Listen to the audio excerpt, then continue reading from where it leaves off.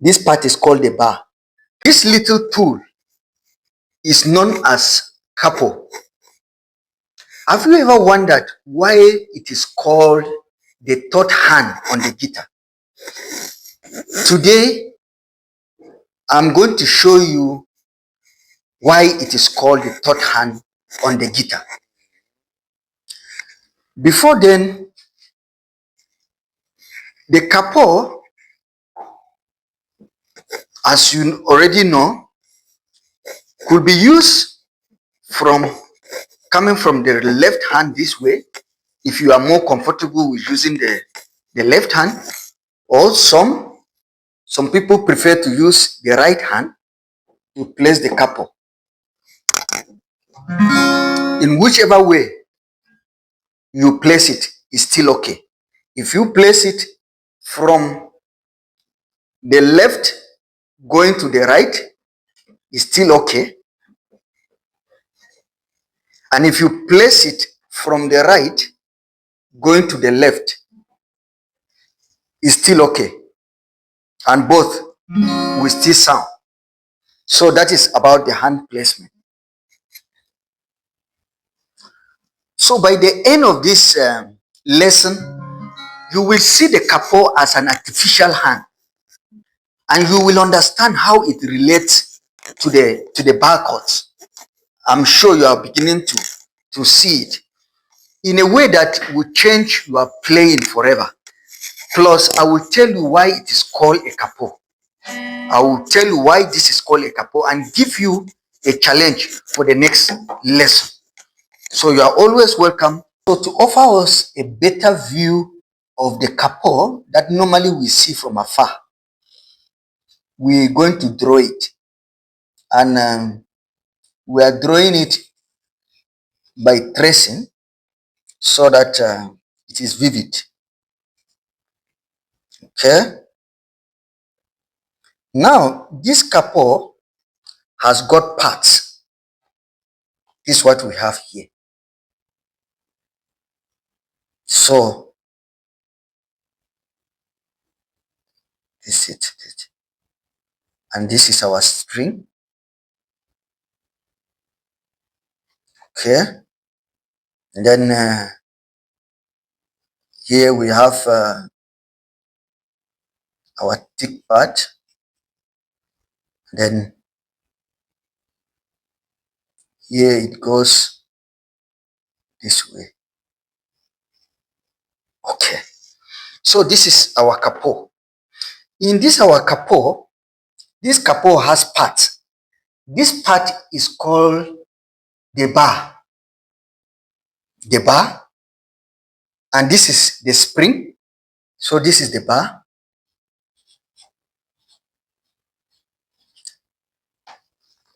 Okay.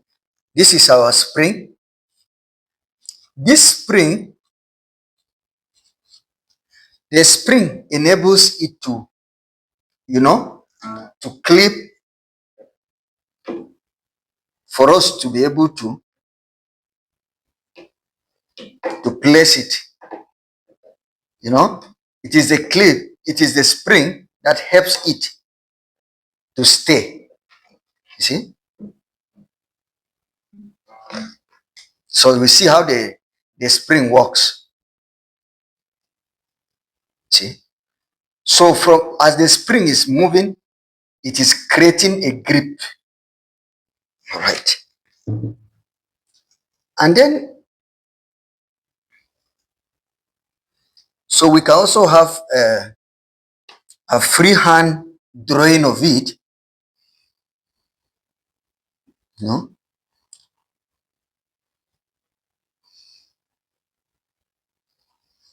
You see, once kids have it in this format, it sticks in their head and they hardly forget it. So where we have our, maybe we can draw the spring with a different color. This is our string. This is the spring that moves, and then this is a thick part. This part is actually made of rubber. And this part too is made of rubber. See the plastic here is a thick plastic. Then this part is rubber. That's the part that holds the strings. Because if it is plastic, it will not hold the strings down. But if it is rubber, it is similar to our fingers. It's similar to our fingers. So that's why the capo has rubber here, and it has a rubber here for the back grip. This is called the grip. This is called the grip. This is called the bar. And this is called the spring. So here is the clap. Here is the clap. Here is the spring. Here is the grip on the back. And then this is the bar. Yeah. So this is what we have. So we can add our clamp here. You know, like the G clamp, you know, for building, or for the carpenters, you know, the G clamp or the F clamp. This is the same. So now we are going to now relate how is this a third hand? How is this a third hand on the guitar? We had said the capo is like the third hand. It is called the third hand.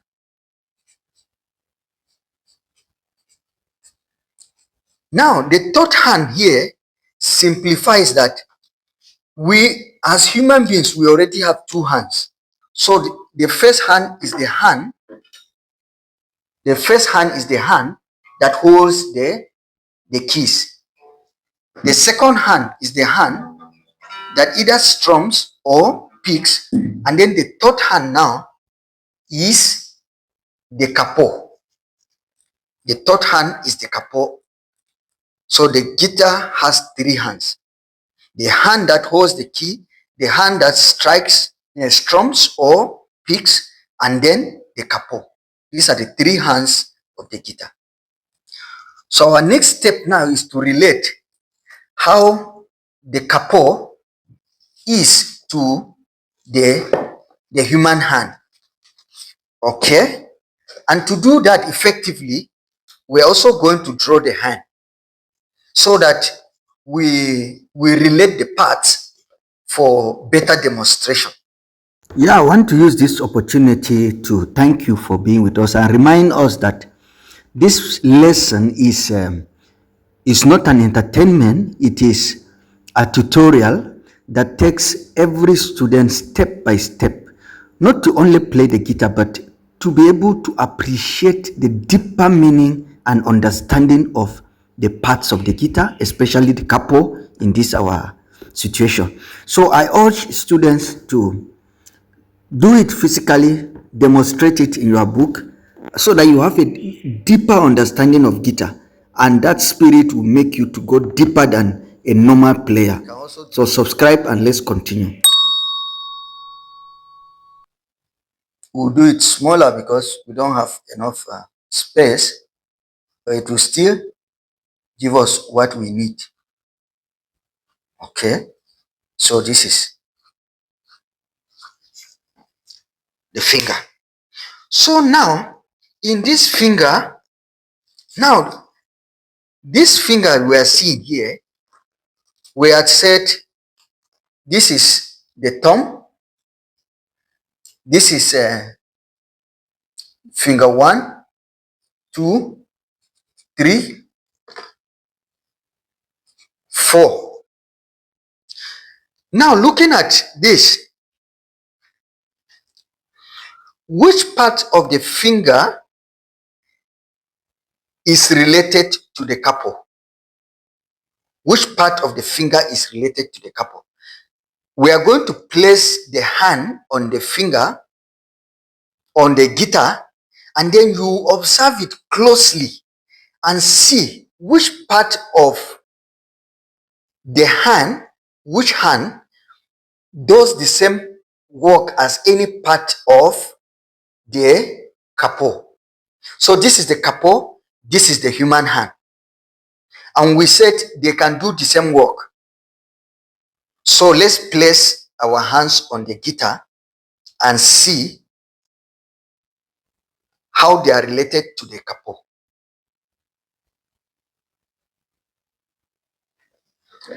So this is the hand, and this is our capo, and this is our capo. So if this is placed here and the finger is placed here, from this demonstration, which part of the capo is doing the same work as which finger? So when we look at our diagram, this is finger 1, and this is, which part of the capo is this? It's called the bar. This part is called the bar. So the bar is doing the same work as finger 1. So looking at our diagram, let's relate it now. So this bar, let's use a different color. This bar is actually like finger 1. So bar or finger 1. Finger 1 or the bar. Finger 1 or the bar when it comes to the capo. And then the bar or finger 1. Okay, now let's look at another part. Which part is this, and what work does this clap does? And which finger here does the work of the clamp? Write the answer on the comment section. Thank you. Our capo, and we are placing it this way. So we see where the clamp is. So let's do the bar and see which hand which hand does the same work as this clamp. Okay, we have our finger 1. So which finger is this? This is the thumb. So the thumb does the same work as the clamp. So the thumb is equal to the clamp, while finger 1 is equal to the bar. How are we going to relate this now? Let's draw the line. Okay, we're drawing come. It's looking for the thumb. Yes. So the clamp, oh, see the clamp here actually. We went as far as that one, but this could also serve, but that's fine. So this is the thumb. So the thumb is doing the same work as the clamp. We can write it here. Yes. So the bar is finger 1. The thumb is the clamp is the thumb. Okay. Now let's look again. Which part of the finger does which work? Which part of the finger does the spring? And write your response on the comment section. Please, your comments are very, very important as they keep us going as a group. So let's practicalize now. Which part is the spring? So the This is the string, or it's also called the tightening part. The tightening, or it's also called the tightening part. You know, to tighten. Tightening part. This part is like what controls, you know, it's like the muscle. So this tightening part is actually this part of the, majorly this part of the hand. You know, it is there that you see, it tightens to hold the head of the guitar. So this part is actually the spring. You know, this spring part. See, it goes this way. It makes the bar and the clamp to open and close, and so to hold the guitar very well. So in effect, the capo is like your hand robotics. This is like the hand robot. It does the job of the fingers without complaining about the pen. You know, when you are using the finger one to do the bar, sometimes you say like, it is paining me. I mean, but with sufficient practice. So the capo, in effect, it does the work of this finger without complaining. So let's see what this artificial hand can actually do on the guitar practically. Now, this artificial hand, or this capo, without touching the key, for instance, this, without the bar, this is C. Without the bar, this is C. So once you shift in this position this way and you put the bar here, you are still in the position of C, but what you have actually done is you have shifted one step downward. You have shifted from C to C sharp, and the capo now holds it in that position. So this is now C sharp. So still on the same position, if you move a step downward, that is now D. Then you shift the capo to here. This is D. If you shift still in the position of C this way, so this is D sharp, then you move the capo here. So this is D sharp. After D, this is E. Then you move the capo. This is how the capo is being used easily. It can also be used. This is G. This is G. Okay. This is G position. If you move it down, still in the position of G, this becomes G sharp. Then you put your capo. So now this is D sharp. You move down after D sharp. This is A.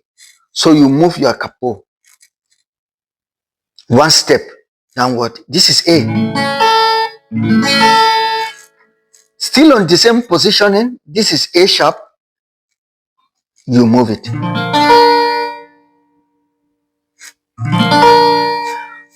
You can also use it when you are in the position of, let's say, D. This is D. Okay. D sharp. But now you move the capo down here. After D sharp, this is E. Then you shift your capo to the next position.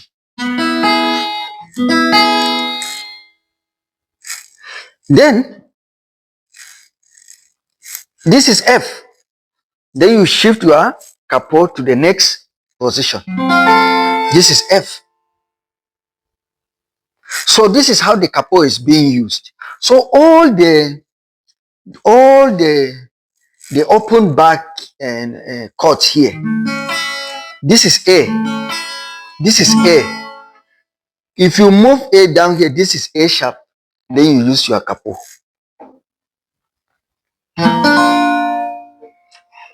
This is your B. Then B. This is C now. Then you move your capo.